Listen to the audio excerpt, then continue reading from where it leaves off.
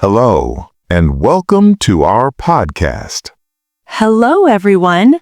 We are so happy you are here with us today. My name is Mark. And my name is Lisa. Today, we have a very important topic to talk about. Yes, we are talking about navigating the emergency room. The emergency room, or the ER, can be a busy place. It can be a little scary if you do not know what to do. But we are here to talk about it in a calm and simple way. That is right. Mark, have you ever been to the emergency room? Yes, I have. I went once because I hurt my arm while playing sports. Oh no. Was it very painful? Yes, it was. I knew I needed help right away. That is the most important thing. You go to the ER when you have a big problem that cannot wait. Exactly. If it is a small cold, you see a regular doctor. If it is a big emergency, you go to the ER.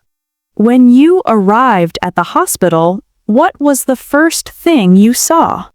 I saw a big sign that said emergency. I walked through the doors to the front desk. The front desk is where everything starts. What did the person there ask you? They asked for my name and why I was there. Did you have to show any papers? Yes, I showed my ID and my insurance card. It is good to have those with you. That is a very good tip. After the front desk, did you see a nurse? Yes, a nurse called my name. This part is called triage. Triage is a big word. Can you explain it simply? Smile. It just means the nurse checks how sick or hurt you are. Ah, I see. They want to see who needs help the fastest. Exactly. The nurse took my blood pressure and checked my heart. Did they ask you about your pain?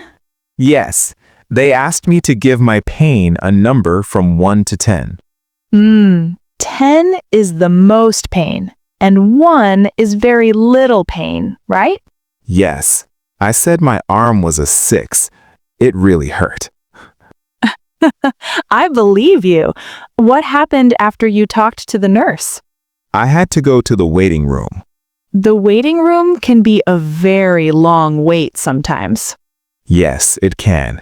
I sat there for 1 hour. What did you do while you waited? I tried to stay calm. I took deep breaths. Smile. That is very smart.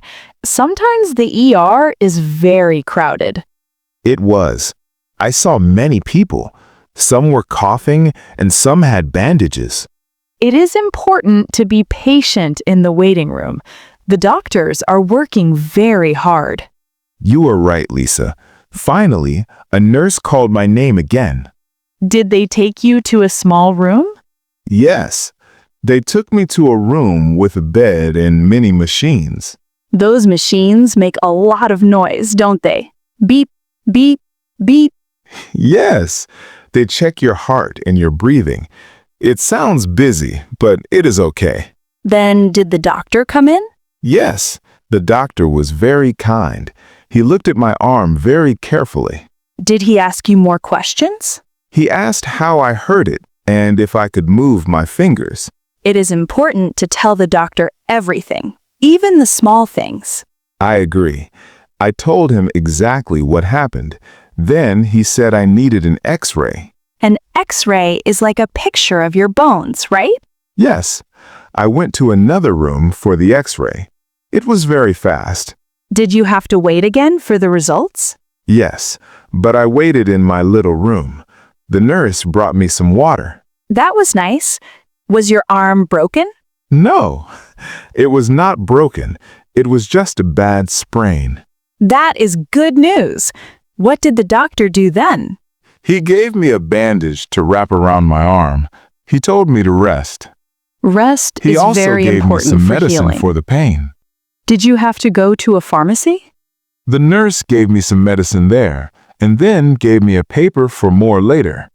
Before you left, did you have to sign more papers? Yes, they gave me papers that explained how to take care of my arm at home. It is very important to read those papers when you get home. I did. I followed the rules and my arm felt better in 1 week. Mark, what if someone does not speak English very well? Can they still go to the ER? Oh, yes. Hospitals have interpreters. An interpreter is someone who helps you speak to the doctor in your language? Yes, you can ask for one at the front desk. They are happy to help. That is wonderful to know. No one should be afraid to go for help. I agree. Everyone at the ER wants to help you feel better. It is also good to have a friend or family member with you. Why do you say that, Lisa? Because when you are sick or hurt, it is hard to remember everything. That is true. A friend can listen to the doctor and write things down. Exactly. They can also help you stay calm and comfortable. My friend came with me. He brought me a magazine to read. That is a good friend. So, let's review. First, go to the front desk with your ID. Then, talk to the triage nurse and tell them how you feel. Wait patiently in the waiting room. Talk to the doctor and tell the truth about your pain. And finally, follow the instructions when you go home. It sounds much easier when we talk about it like this.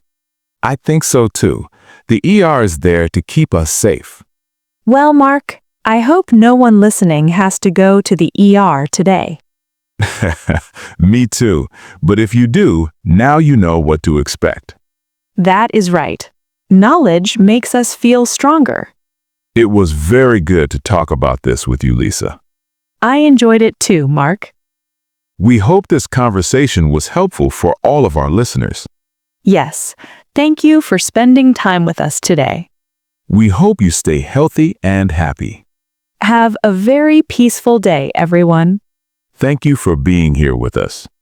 Goodbye, everyone. Goodbye.